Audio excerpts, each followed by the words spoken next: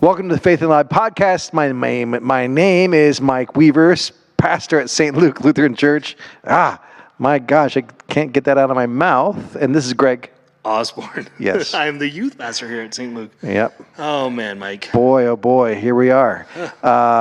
And that was a rough beginning to this podcast. Yeah, but we've had worse, and It's true. people still are around, so Yeah, it's true. you can't be perfect at all of them. I try. You try. So we're going to talk about gratitude today. Thanksgiving is just around the corner. Yes, It's coming up just in a few days, maybe a week from now. Right. But we'll get to the role of gratitude as we think about faith and life. But I have a question for you that has nothing to do with Thanksgiving, Okay. but might be interesting for us to think about. Yeah. As we always begin a podcast with a question. Okay, here's the question. What is a close call that you had when you were younger? Close call, that is in quotes, close call. What do you mean by that? In other words, you just avoided something. It was a close call. Something was avoided that you didn't want to happen.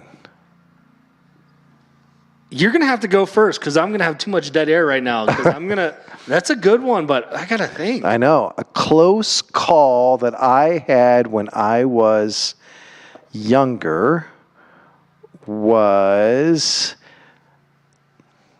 Yeah, I got dead air too. This is a terrible question.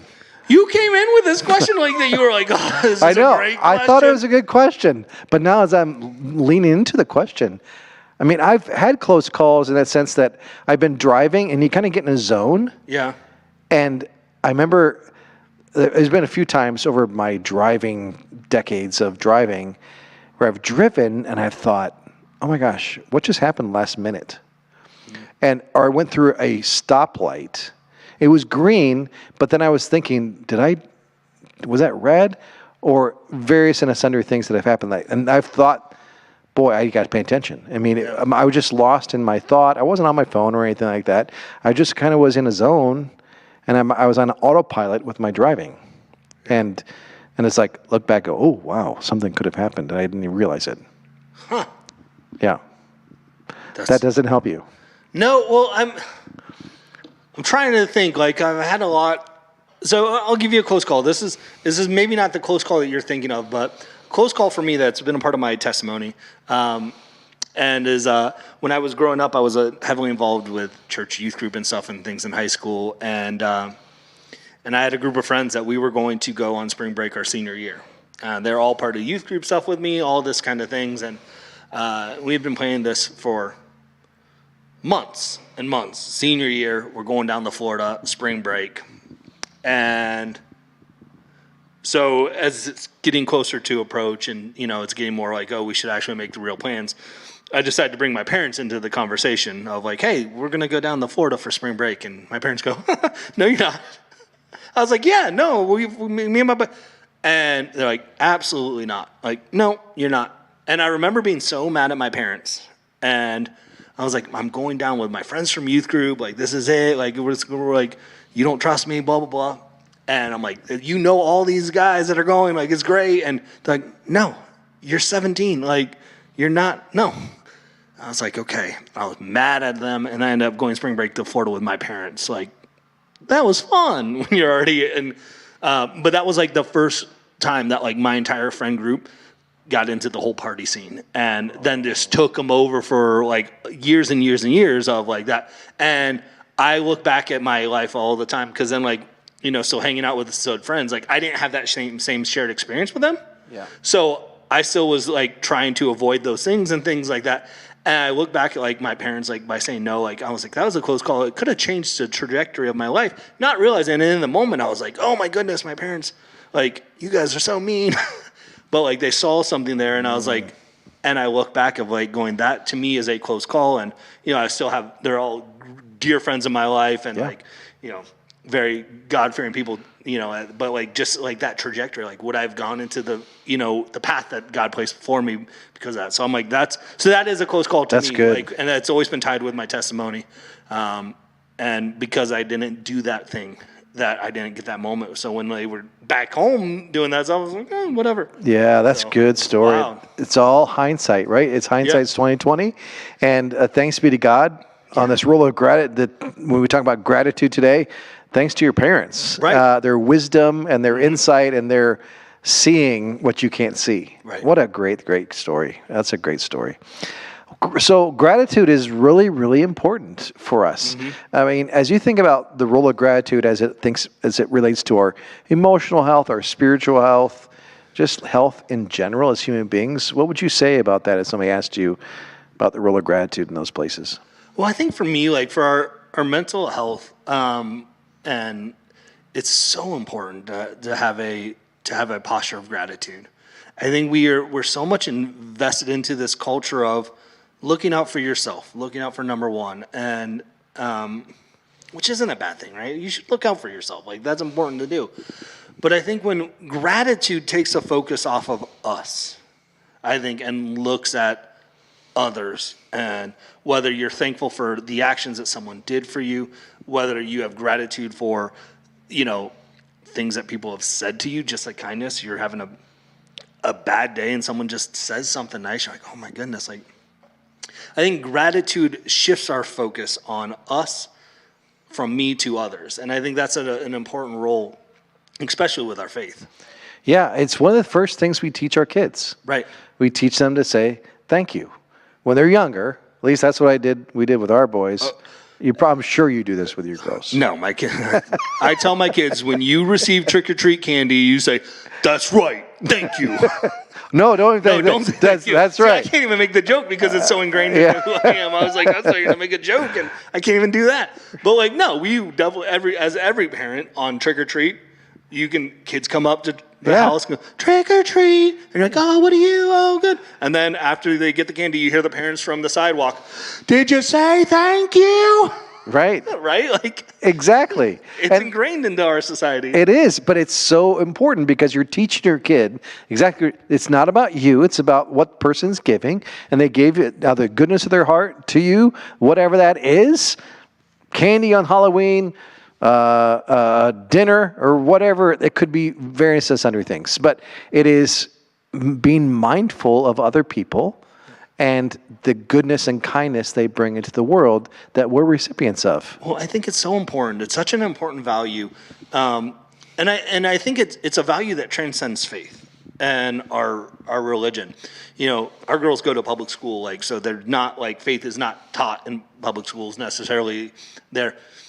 And my kids were coming home singing a song about thanking the soldiers, right? It was a very and they're doing the motions, and then they do the sign language for thank you, about thanking the troops for, giving up so we can have freedom. And I was like, this is something that transcends even Christianity, right? Yeah. Gratitude and being thankful for those who sacrifice things for you, those who give up stuff. I literally was sitting on my couch. My kid was singing a song about someone climbing up a telephone pole and stealing candy or something, and then the very next song they're sitting there marching in place singing the song thanking the troops.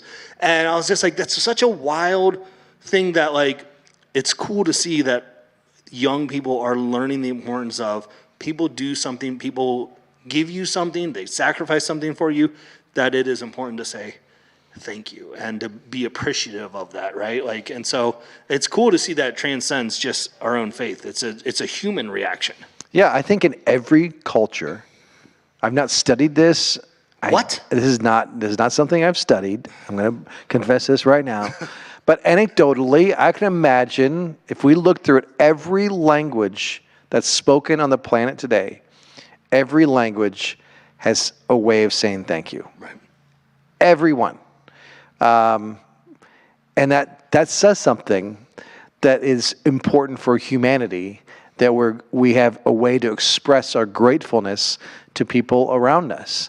I think it does pull us away out of, it pulls us away not just out of selfishness, but of this sense of entitlement. That I am so great, I'm entitled to whatever I've gotten.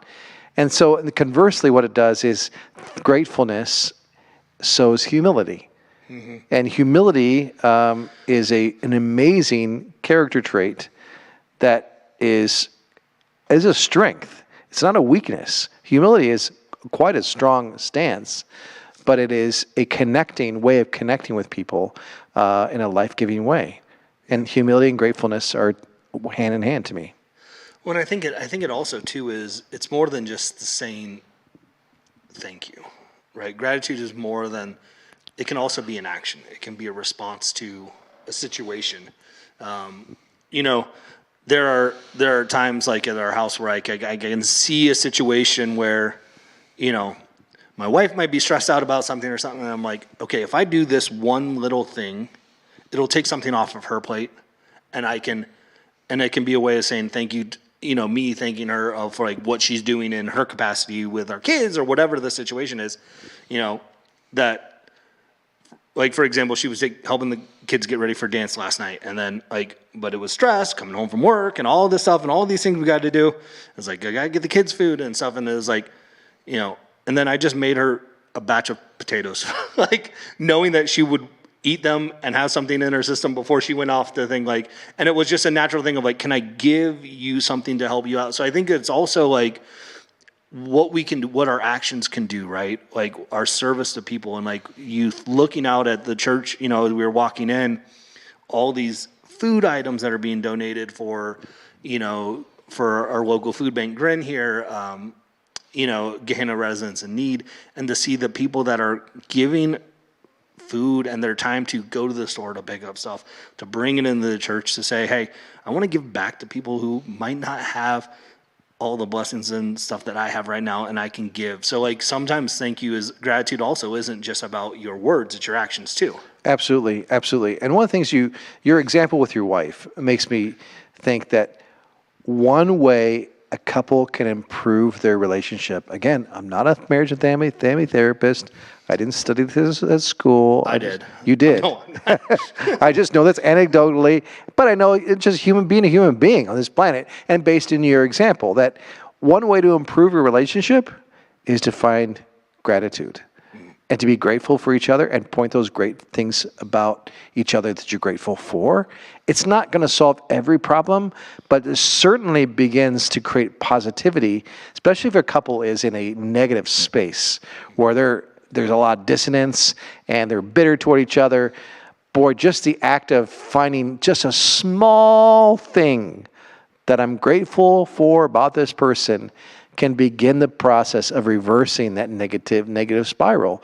Again, it's not going to solve the problem completely, but it's the beginning of that, I think. Well, and I think it gets to a mindset too with gratitude and thankfulness of, you know, we've talked on this about, you know, on the podcast before about like, you know, looking for the good in society and things, but also like, I think if you look at what are you thankful for in your life, and especially in your relationships that matter to you, if you can look at something, you know, each day, like, what is one thing you're thankful about this relationship that you have, this friendship you have, you know, this relationship with a spouse, a kid, a parent. And if every day you just took a minute, then be like, what's one thing you were thankful for today? It could be something serious, something deep. You do that for a year, you have 365 things that you're thankful for. So then when a situation happens where it's like, oh, that stunk, like that wasn't good, like in that one of your relationships, maybe your kid, you know, does something and like says like, I don't like you, you're mean to me, and you're like, oh, my kid's being a little punk right now. Yeah. Well, I got 365 things, you know, like, and if you're doing that it just builds, I think it allows you to, I think that's where your mindset too is, if you go into a mindset of gratefulness and thankfulness, it allows you to look for, you know, the positive aspects of things. And I think faith and our religion kind of feed into that of what Christianity is, of having that heart and that mindset of gratitude. Yeah, I mean, I remember years ago talking to a person who was caught in an addiction, and I didn't know how to help this person, so I talked to a friend of mine who was in recovery, getting some insights about how's the best way to help this person, and from his perspective as a recovering addict. And he said, if I was talking to this person, the first thing I would say to them would be, what are you grateful for right now? And he would move them into gratitude. And he would encourage them, if he was a sponsor, for example, working with this person every day, he'd say, I would just hammer home, be grateful. What are you grateful for today? What are you grateful for today? What are you grateful for today? Because gratitude will help begin to mitigate, well, not mitigate, but begin to the process of healing. Yeah. And freedom from the addiction. It's not going to solve it, but it's going to be a beginning point. I thought that was really wise, and the role of gratitude in somebody's life. Yeah. So we're gonna celebrate Thanksgiving. A lot of food. Yeah. I'm gonna smoke a turkey again this year for the next, as I've done the last few years. It's gonna be amazing, as it always is. Yeah. And I'm grateful that I can do that.